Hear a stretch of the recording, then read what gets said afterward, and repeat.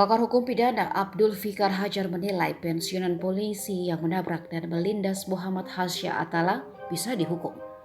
Fikar mengacu pada Undang-Undang Nomor 29 Tahun 2009 tentang lalu lintas dan angkutan jalan.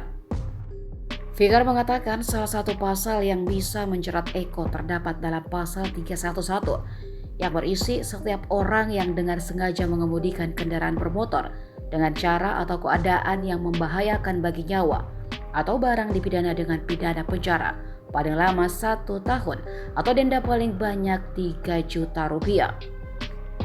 Dalam hal perbuatan sebagaimana dimaksud pada ayat 1 mengakibatkan kecelakaan lalu lintas dengan korban luka ringan dan kerusakan kendaraan dan atau barang sebagaimana dimaksud dalam pasal 229 ayat 3, pelaku dipidana dengan pidana penjara paling lama 4 tahun atau denda paling banyak 8 juta rupiah. Lalu kecelakaan lalu lintas yang mengakibatkan korban luka berat sebagaimana dimaksud dalam pasal 229 ayat 4. Pelaku dipidana dengan pidana penjara paling lama 10 tahun atau denda paling banyak 20 juta rupiah.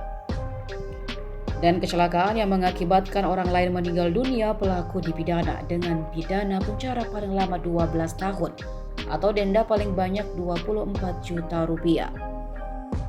Sebagai informasi, Eko merupakan pengendara mobil Mitsubishi Pajero yang menabrak Hasya di bilangan Srengseng Sawah, Jagakarsa, Jakarta Selatan pada 6 Oktober 2022 lalu.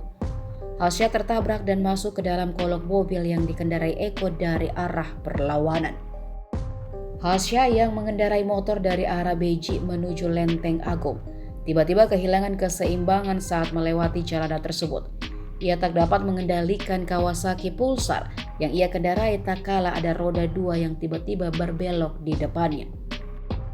Hasya lantas tergelincir di atas aspal. Eko yang tak siap melakukan pengereman akhirnya menghantam tubuh Hasya.